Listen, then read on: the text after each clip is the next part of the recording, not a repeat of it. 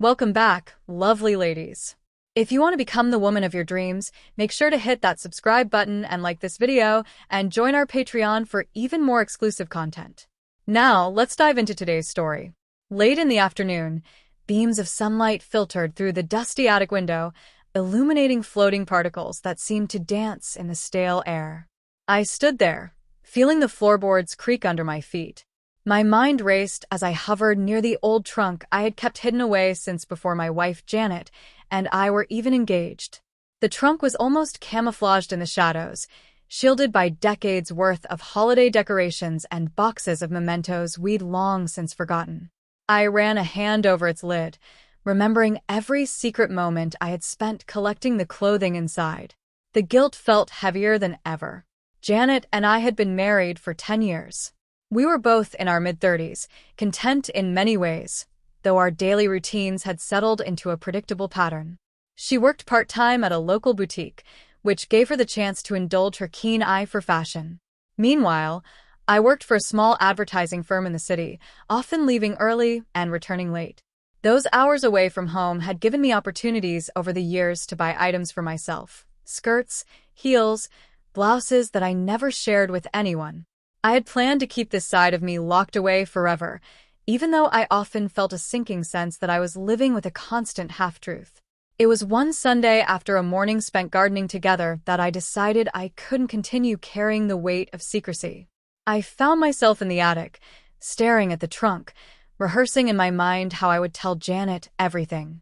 The day stretched long and warm, and the house was mostly quiet. My heart hammered in my chest as I knelt down and turned the key. A whiff of lavender sachets wafted out. I had tucked them between the layers of clothing to keep everything smelling fresh. Before I went downstairs, I carefully lifted the lid and rechecked each garment: a pencil skirt I'd bought on a trip to Chicago, a pair of red heels I'd brought home from a conference in Los Angeles, and a lilac blouse I had discovered in a local thrift shop. My attention lingered on that blouse. It was a breezy, lightweight fabric that always made me feel calm when I slipped it on, though I had rarely dared to wear it. Now, it would help me explain something I had been hiding for too long. I closed the trunk gently, slid the key into my pocket, and made my way back down the ladder into the hallway. Janet was in the kitchen, her hair pulled back into a loose ponytail, enjoying a cup of herbal tea. She noticed the strain in my expression right away. "You look like you've seen a ghost," she said, setting her mug on the counter. "Are you all right?" I swallowed hard, trying to steady my voice. "There's something I need to show you," I said. "It's in the attic." She raised her eyebrows in mild surprise. "The attic? Did you discover an old photo album or something?" "Not exactly," I replied. "Can you come upstairs for a minute? This is really important." We climbed the ladder together, one step at a time, until both of us stood in the cramped space among boxes of holiday ornaments and dusty keepsakes. My palms felt clammy as I reached for the trunk. Janet waited patiently, though I could see her curiosity growing with every second of silence. I knelt beside the trunk again and unlocked it. After a pause that seemed to stretch endlessly, I opened the lid. The moment her eyes landed on what was inside, she froze. Her gaze swept over the neatly folded clothes, the shoes lined at the bottom, the set of tights, and an array of accessories I'd hidden away. She said nothing at first, just stared. The quietness of the attic pressed in on us. In that long, tense silence, all I could hear was the faint hum of the air conditioning vent below and my own pulse pounding in my ears. Finally, Janet reached down and picked up the lilac blouse. She turned it over in her hands. "Where did you get this?" she asked softly, her eyes fixed on the garment. "It's cute." Relief flooded through me. I had expected shock or anger or any number of painful reactions, but her voice sounded calm, almost gentle. I swallowed again. "I bought it a few years ago," I admitted. "Well, I bought all of these for myself." Her hands moved slowly, feeling the fabric. She didn't fling the blouse down in disgust or recoil. She just kept her eyes on it as though trying to piece together a puzzle. "So, you wear these clothes?" "Yes," I said. "I never told you. I was afraid of what you'd think of me." My heart still thumped wildly, and I ran a hand over the edge of the trunk. I don't want to hide anymore. It's been really tough, and it's something I can't ignore. She nodded, but her expression was still unreadable. Let's go back downstairs, she said, placing the blouse gently on top of the trunk. We need to talk. I carefully closed the lid, turning the key to secure it, then led her down to the living room, where we both settled into the couch. The late afternoon sun cast a warm glow across the hardwood floor. My eyes wandered to the pictures on the mantel, wedding photos, snapshots of our vacations, the evidence of the life we had built together. She cleared her throat. So, she began, how long have you been keeping this from me? I turned to face her. Pretty much our entire marriage, I said. I started gathering these clothes even before we got engaged. But it wasn't until after we moved into this house that I had a safe place to store them. I used to lock everything in suitcases when we lived in an apartment. When we bought this place, it was easier to just keep them in the attic. Her eyes flickered with a hint of sadness. Why didn't you tell me before? I gripped my hands together, trying to still the trembling. I didn't know how you would react, I admitted. I didn't want to lose you, to disappoint you, or to make you feel betrayed. Every time I thought about telling you, I got scared. Janet exhaled, a faint quiver in her voice. I'm not going to pretend this isn't a lot to take in, she said, but I'm trying to understand. We sat in tense silence for a few moments. Then, in an act that made my heart soften with gratitude, she reached over and put a hand on top of mine. You must have felt lonely, she said quietly. I nodded. Sometimes I did. Other times I tried to push it out of my mind and act like it wasn't there, but in reality, it's been part of me for so long. She squeezed my hand. Thank you for telling me, she said, her voice gentler now. I know this must have taken a lot out of you to finally say. We talked well into the evening, barely noticing the shift from dusk to nighttime. The front porch light had flicked on automatically, casting faint illumination through the windows. Janet asked me questions about when I first realized I wanted to wear these clothes, how often I had done it, and if I had ever left the house dressed in them. I answered honestly, admitting that I'd never ventured outside. It was always in hotel rooms or the privacy of our home when she was out of town. Janet's reaction was not one of rejection or mockery. It was more that she needed time to process. When we finally got up to make a simple dinner of grilled vegetables and rice, she walked around the kitchen in a contemplative silence. I busied myself chopping peppers and onions, waiting for her to say something more. At last, she spoke while setting the plates on the table. Would you put on something from that trunk for me to see? It doesn't have to be now. Whenever you're comfortable. The question startled me so much I almost dropped the knife. You want me to? She nodded slowly. Yes. I'm curious if you feel up to it. We left it at that for the night, deciding it was best to let the discussion settle. Neither of us slept well. She tossed and turned, probably replaying everything I'd told her. I lay awake, gazing at the faint outline of the ceiling fan, a rush of emotions swirling, anxiety about her reaction, gratitude that she hadn't shut me out, and a strange sense of possibility, like something precious had been unlocked. By the next morning, the atmosphere felt a little lighter. Janet spent some time in the kitchen stirring oatmeal and humming under her breath. I hesitated in the doorway, wondering how to approach her. She noticed me and paused her stirring. How are you feeling? She asked, voice gentle. Nervous, I confessed, but also relieved that I finally told you. She nodded and gestured to the oatmeal. Want some? I added cinnamon and raisins. We sat down at the small table and ate quietly. The humming of the refrigerator was the loudest sound in the room, but every now and then she'd glance at me with a look of cautious warmth. After we put our dishes in the sink, she sighed. I think we should talk some more tonight, if that's okay. I agreed. We each headed out for the day, Janet to her boutique, me to my advertising office, where I tried to concentrate on marketing strategies and meetings, but my mind kept drifting to that locked trunk and the conversation waiting for us later. At work, I looked over old campaign mock-ups while half listening to a coworker discussing an upcoming pitch. Occasionally, I found myself wondering if my colleagues would see me differently if they knew what lay hidden in my attic. It hit me how rarely we truly know our colleagues, our friends, even our loved ones. Everyone carries secrets, and this was mine. Except now, it was no longer a secret from my wife. When I got home that evening, I found Janet sifting through her closet, setting aside a few outfits she wanted to donate. "Hey," she greeted me. "I ordered takeout. It should be here soon." I figured we could eat first, then pick up where we left off. We ate pad thai and spring rolls in the living room, the aroma of fresh basil and lime drifting between us. After cleaning up, she turned off the television and patted the couch cushion next to her. "I've been thinking a lot," she said. "I don't really know how this is going to affect our relationship, but I don't want to ignore it. You said you'd show me something from the trunk, right?" I swallowed, nerves tingling in my stomach. "Yes, I did say that." She offered a small smile, trying to be encouraging. "You can take your time. I'm not trying to rush you." Still, I felt a pulse of bravery. I got up without a word, walked to the attic ladder, and climbed up. My heart pounded the entire time as I approached the trunk.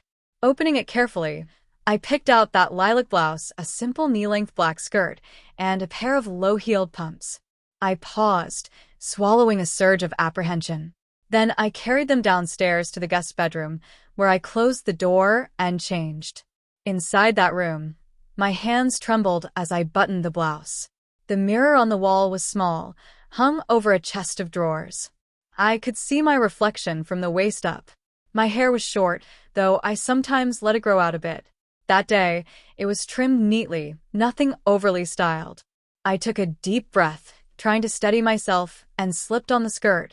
The feeling was oddly comforting. It reminded me of the sense of calm I had whenever I dressed, and touch was slipping on the pumps. They weren't too high, maybe 2 inches, but they made me feel a bit more poised. When I finally opened the guest room door, I felt unsteady, as though I was walking on a narrow bridge. Janet was waiting in the hallway, leaning against the wall. When she saw me, her eyes flicked over me from head to toe. I braced myself for a harsh comment or a startled reaction. Instead, she just reached out and lightly touched the blouse's sleeve. "You always did have an eye for color," she said quietly, a small genuine smile tugging at her lips. "That shade really suits you." Heat rose to my cheeks. "Thank you," I murmured. We went back to the living room, and I felt awkward, self-conscious, not knowing how to stand, whether to cross my legs or how to hold my hands. She seemed to notice my discomfort. "You don't have to be nervous," she said. "It's just me." I exhaled a laugh. "I know, but it's new territory. I've never done this in front of you before." She nodded. "That's understandable." We sat on the couch, and for a moment neither of us knew what to say. Eventually she gave a small chuckle. "You know, in a weird way, I'm kind of flattered that we share a fondness for clothes. At least now we have a fresh subject to talk about." That remark helped break the ice. We spent part of the evening discussing the different outfits I owned. Janet asked if I had a favorite skirt, if I liked wearing heels more than flats, and what it was like to walk around in them. She seemed more curious than anything else, and that curiosity steadied my nerves. Over the next few weeks, we navigated a myriad of emotions. The initial wave of relief at coming clean was quickly followed by pockets of tension. One evening, a few days after my first time dressing in front of her, Janet admitted she worried about our social life. "Are you planning to go out dressed like this?" she asked, concern coloring her voice. "What will people think? Will they judge us?" I shook my head. "I don't know if I'm ready for something like that yet," I said. "Honestly, it's enough for me right now that I can be open with you. I don't have any grand plans beyond that." She looked both relieved and conflicted. "Okay," she said quietly. "I just don't want you to feel like you're stifling something that matters to you." "I'm just happy you know," I told her. One weekend, Janet walked into our bedroom while I was folding laundry. Without preamble, she perched on the edge of the bed and said, "So, do you have a preferred name when you dress? Is that something that matters to you?" I felt my heart flutter. "I've kind of used Penny in my head," I admitted. "I don't know if that sounds silly." She shrugged, a small smile lifting her cheeks. "It doesn't sound silly. It's actually cute." The first time she called me Penny, it was over breakfast a few days later. I nearly dropped my coffee mug. "Penny, can you pass the sugar?" she asked, trying to sound casual. I froze, even though I was just in my usual t-shirt and sweatpants. The sound of that name leaving her lips jolted me. "Sure," I managed, extending the sugar jar with a faint smile. After that, we started exploring small ways to incorporate the side of me I had kept hidden into our daily life. At first, it was just me wearing the lilac blouse or a soft cardigan around the house in the evenings. Then it branched into more conversations. Sometimes Janet would bring home a scarf or a pair of shoes from the boutique, saying she got them for me to try. I would feel a blend of excitement and apprehension each time. Still, it wasn't all smooth sailing. We had our fair share of arguments.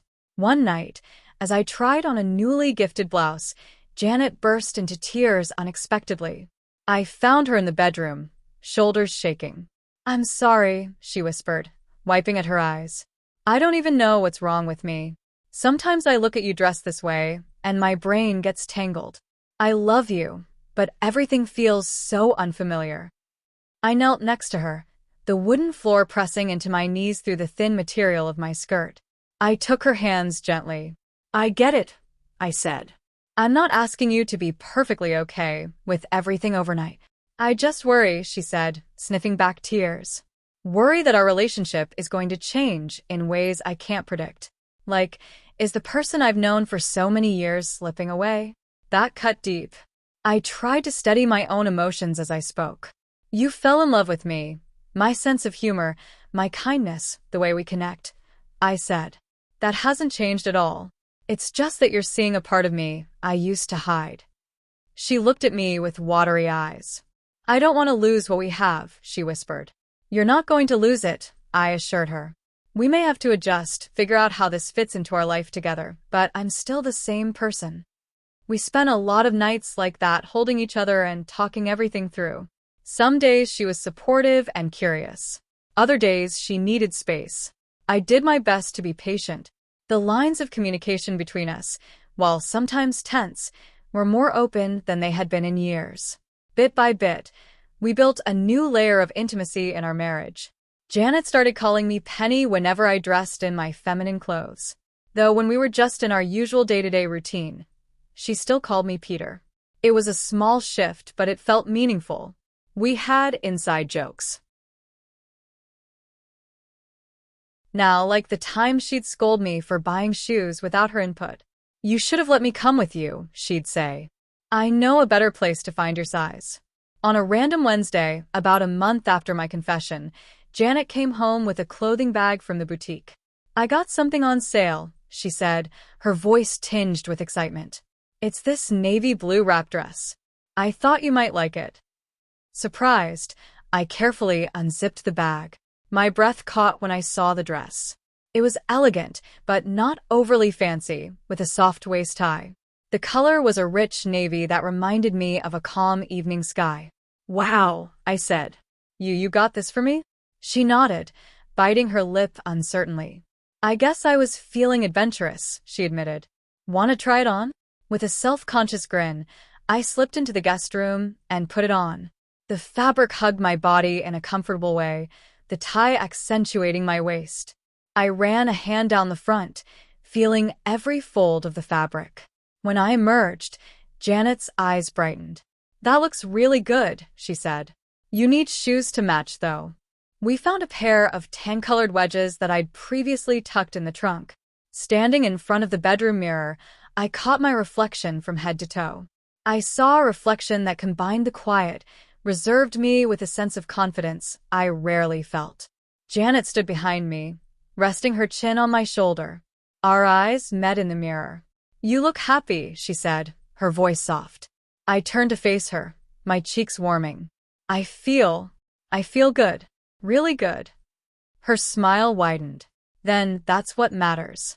Despite our progress, I still kept all my clothes in the trunk, as if part of me wanted that separation from my daily life. One afternoon, Janet suggested we create some space in our main closet. "The trunk feels so hidden," she said. "Maybe it's time for you to put some of your things where mine are." My immediate response was panic. "What if someone comes over and looks in the closet?" I asked. We didn't have many visitors rummaging through our bedroom, but the thought made me uneasy. She shrugged. You could keep some things in the guest room closet, or get a separate dresser that locks if that makes you feel more secure, but I don't want you running to the attic every time you feel like dressing differently. This house is ours equally. Her words gave me a jolt. She was right, of course, and the only reason I kept everything in the attic was out of habit and fear. That day, I carried a handful of skirts and tops down to the guest closet, carefully organizing them. I let out a long breath when I was finished, relieved to finally give some space in the house to that part of me. Janet smiled as she watched me hang each piece, as if a weight had been lifted off both our shoulders. Time passed. We found a new groove. Janet would call me Penny during quiet evenings or playful weekend afternoons when we were home together. Sometimes she'd catch me staring at a piece of clothing in my newly arranged closet, trying to decide if I had the courage to wear it outside to run an errand. I never did, but we'd talk about the possibility. Just a quick trip to a store in the next town over, she'd tease. No one would know us there. But each time I'd shake my head and laugh nervously, claiming I wasn't ready. At least we could talk about it, though. That was a giant step from where we'd been. The secrecy was gone, and I felt closer to Janet in ways I didn't think possible. Sometimes we'd argue over trivial things, like when I'd forget to put the laundry in the dryer. But the bigger trust between us remained intact. It felt real, unmasked. One Sunday afternoon, several months after the trunk's unveiling, I was sweeping leaves off the patio when Janet stepped outside with 2 cold drinks. The day was bright, the sky stretching endlessly overhead. She handed me a glass of lemonade and settled onto a deck chair. "I've been thinking," she said, sipping her drink. "Oh," I teased, leaning the broom against the side of the house. "Should I be worried?" She grinned, then shook her head. "I was thinking about inviting a few close friends over for dinner next weekend," she said. "Not a big party, just 2 or 3 couples we hang out with sometimes." My chest tightened a little. "Sure," I said. "But what about my. She shrugged. "We don't have to reveal anything if you're not comfortable," she assured me. "I just think it would be good to have people around. We haven't entertained in ages." I sipped my lemonade, feeling the tangy sweetness on my tongue. "That sounds nice," I agreed. But the thought of hosting people with the knowledge of what was in my closet made my heart flutter nervously. Still, I trusted Janet's intuition that it might be healthy to have a bit of normalcy if anything about our life could be labeled normal anymore. The night of the dinner, we set the table in the dining room with our best plates. I prepared a roast chicken and vegetables while Janet made a salad and dessert. Our close friends, 3 couples we'd known for years, arrived one by one carrying bottles of wine and complimenting the new throw pillows in the living room. I forced myself to act casual, but inside I felt a slight worry that the trunk or the closet might come up in some roundabout conversation. But it never did. Our guests laughed over stories. We reminisced about shared vacations, and the evening flowed with an easy warmth. At one point, a friend remarked on how relaxed Janet and I seemed together. "You two always had a good vibe," he said, topping up his glass of wine. "But there's something more open between you now." Janet and I exchanged the briefest, knowing look. She gave a small smile and quickly changed the subject. No one pressed further, and the evening continued, without drama. It was a simple but lovely gathering. After everyone left, we cleaned up the dishes, laughing quietly at the occasional spilled drink or half-eaten dessert. "We did good tonight," Janet said, stacking plates in the dishwasher. I nodded. It was really nice to see everyone. Then she caught my eye. "I'm proud of you, she said. "Proud that you're being open with me, trusting me." "Thank you," I said, gently touching her arm. "I'm proud of you, too, for being so understanding." She leaned in and kissed me softly on the cheek, and we spent the rest of the night watching old sitcoms on the couch, feeling content. Not long after that night, she asked me if I wanted to go shopping together. It was a Saturday, and the weather was mild. We took her car to a nearby outlet mall. "We can just look around," she said casually. "No pressure." My anxiety bubbled as we parked the car. I'd never gone out openly to shop for women's clothes unless I was by myself far from home. Now I was with Janet, who casually pointed out stores she liked, as if it was perfectly natural. We browsed racks of dresses and skirts. Occasionally, she would grab something in my size. "Want to try this?" she'd ask with a teasing smile. I found myself hesitating outside the dressing rooms, worried that people might give me strange looks, but Janet calmly ushered me along, and after a few beats of hesitation, I found myself standing in a spacious dressing room with a handful of clothing. The overhead lighting was unflattering, but I tried on a few blouses and a flowy skirt. I could see from the expression on my face in the mirror that I felt unsteady, though part of me was thrilled to be sharing this experience with her. When I stepped out of the dressing room to show Janet a floral print blouse, I felt my pulse spike. Another shopper in the corridor glanced our way, but quickly looked back to her phone. Janet nodded with approval. "That color is gorgeous on you," she said. No one else seemed to care. The employees were busy folding clothes or assisting customers. We were just another pair of shoppers. That normalcy was strange and wonderful. We ended up buying a simple skirt and blouse set plus a pair of shoes for Janet. In the car ride home, she reached over and squeezed my hand. "Thank you for coming," she said. "I know that was probably nerve-wracking." It was, I admitted, but it was also nice to do something ordinary together.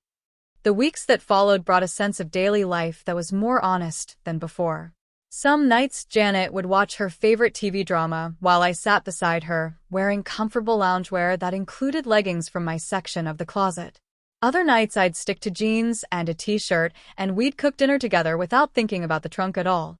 The blending of these aspects of my life began to feel natural, a reflection of the many layers in our marriage. Of course, there were setbacks. One evening, I walked into the bedroom to find Janet scrolling through her phone with a troubled expression. "You okay?" I asked, sitting on the edge of the bed. She looked up. "I was reading a discussion thread," she began slowly. "People can be cruel." They were mocking someone who dresses differently. My chest tightened. "You're worried about me facing that kind of reaction?" She nodded. "I just don't want us to face that negativity," she said softly. I placed a hand on her knee. "We don't have to broadcast anything," I reassured her. "You know I'm not running out to show the world. This is between us, as far as I'm concerned. If down the line we feel differently, we'll decide that together." She exhaled slowly, then gave a quiet nod. "Right. Together. That's what matters." We ended that night with a gentle hug, an unspoken understanding that as supportive as Janet was, fear of outside judgment was still very real for both of us. It was yet another layer we'd navigate at our own pace. One of the most moving moments came a few weeks later. I was scheduled to attend an out-of-town meeting, and Janet decided to accompany me so we could extend the trip into a mini vacation. The hotel we booked had a cozy ambience, and after my morning meeting ended, we spent the afternoon exploring the nearby waterfront. As the sun dipped low, painting the sky in shades of orange and pink, we returned to our hotel room to freshen up before dinner. I was flipping through the channels on the TV, still wearing my business casual outfit, when Janet placed her hand on my shoulder. She had already changed into a summery dress. "So," she said, her tone playful, "if you wanna, you could change as well. Maybe try that dress you packed." I felt my pulse jump. I had in fact brought one of my outfits, a simple knee-length navy skirt and a short-sleeved blouse, folded neatly at the bottom of my suitcase. Part of me hadn't been sure if I would ever wear it, but I had brought it just in case. "Are you sure?" I asked. "We're going out to a restaurant." She shrugged. "We don't know anyone here," she said. "And if you're comfortable, I'm comfortable. But no pressure." For a minute, I sat there, mind swirling. I glanced at the reflection in the big hotel mirror, imagining how I'd look wearing that outfit. With Janet by my side, ultimately, my usual attire. The thought of being in public in that way was too much for me that evening. Janet seemed to understand. She gave me a reassuring hug and said, "Next time, maybe." Still, her gentle encouragement touched me deeply. It underscored how far we'd come, from a locked trunk in the attic to a place where she'd invite me to share new experiences with her, no matter how uncertain. As the months rolled on, more small shifts took place. Janet, playful in her curiosity, sometimes experimented with my outfits. "This is really pretty," she'd say, holding a blouse up against herself in the mirror. I should borrow it sometime. We discovered we were close enough in size for certain items, though I was taller and my frame was broader in the shoulders. It led to the occasional silly moment, like us wrestling in the hallway over who got to wear a particular sweater. Laughter became part of our new reality. One autumn evening, we found ourselves sipping tea in the living room after dinner. The windows were cracked open to let in a cool breeze, and the leaves outside rustled gently.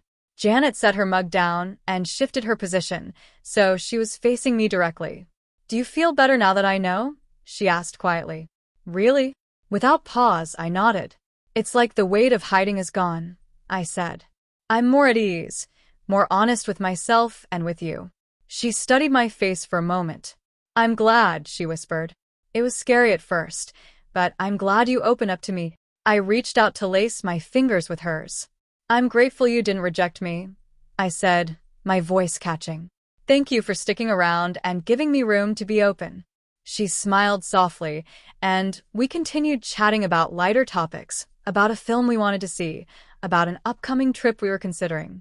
But there was an unspoken warmth in the air, a lingering sense that we had reached a place of greater closeness than ever before. We started settling into a pattern. We woke up, had breakfast, went about our day, and in the evenings, we'd often share a moment related to what we'd begun calling my extended wardrobe. Maybe it was just me wearing a pair of heels while I cooked, or us laughing over an accessory that Janet thought was gaudy. Sometimes I stayed in my usual clothes, and we barely mentioned anything about the trunk or what was inside. It didn't dominate our lives, but it was no longer a ghost. There were still stressful days, especially when either of us was tired or our schedules got hectic. But in those moments, we remembered the relief of living without secrets. This tension would pop up when Janet's parents called and suggested a visit. I'd fret about whether my guest room closet needed hiding. "Don't worry," Janet would reassure me. "They won't be poking around." But I'd still move some items just to be safe, so we wouldn't have to answer unexpected questions. We hadn't come out about this to anyone else yet, and we weren't certain we ever would. For now, our private life was enough. About a year after our conversation in the attic, I realized that the trunk was mostly empty. The clothes I once kept hidden away were now either in the guest closet or in my part of the main bedroom closet. It felt symbolic, like the attic trunk no longer needed to hold these secrets. Yet, I still kept the trunk there, locked and stored out of habit, perhaps as a reminder of the long journey we had been on. One evening I was rummaging through the kitchen cabinets when Janet walked in with a laundry basket. She set it down and said, "Penny, can you check the fridge for me? I think we're out of butter." The casual way she used that name made me pause. Neither of us was dressed up, and we were in the middle of a mundane chore. But that name slipped off her tongue naturally, without ceremony. It struck me as a sign of how much we had grown. I shot her grin and opened the fridge, rummaging past the orange juice and yogurt. "We're in luck. We have half a stick left," I reported. She nodded. "Great. I need it for the cookies I'm baking tomorrow." A warm comfort filled me, and I realized that over time, we had formed a new normal, a normal where a nickname like Penny was not out of place, where my different outfits were just part of the backdrop of our daily lives, where we might still face confusion or worry about the future, but we did so together. Eventually, we did have a conversation about whether we wanted to tell anyone else. It was a slow, cautious topic. We considered telling our close friend Rita, but ultimately decided we weren't ready. "Maybe someday," Janet said, "but we should make sure we're both comfortable." I agreed, reflecting on how deeply personal this was. The trust we had built between us felt sacred, a bond that we had earned through honest, sometimes painful conversation. Sharing it with others might invite complications we weren't prepared for. A few days later, I found myself heading up to the attic, pulled by some nostalgic impulse. I unlocked the trunk, which now contained only a few items I hadn't moved yet, old sweaters that didn't fit as well, an outdated pair of heels I'd hardly worn. I ran my hand along the edge of the trunk's interior, thinking about the countless times I had stood up here alone, heart pounding, feeling trapped between my hidden life and my love for Janet. Then I remembered that Sunday afternoon when I first showed her what was inside, the look on her face, the stillness in the air, the intense relief that followed when she simply picked up a blouse and asked, "Where did you get this?" It's cute. It felt like a lifetime ago, yet also just yesterday. I closed the trunk, letting it click shut in a satisfying finality. That evening, as we cooked dinner side by side, me stirring a pot of soup, Janet chopping herbs, she suddenly said, "You seem so calm these days." I paused, noticing that I did feel calm. I felt free from the burden of living a double life. Even on the days that were hectic or the days we disagreed about small household issues, honesty in how we lived. And that honesty had made us grow closer in ways I never anticipated. "I guess it's because we have no more secrets," I said, turning off the stove. She smiled and slid the chopped basil into the pot. "It suits you," she teased. "Honesty is a good look on you." We laughed softly, and I reached over to give her a one-armed hug, mindful of the hot pot.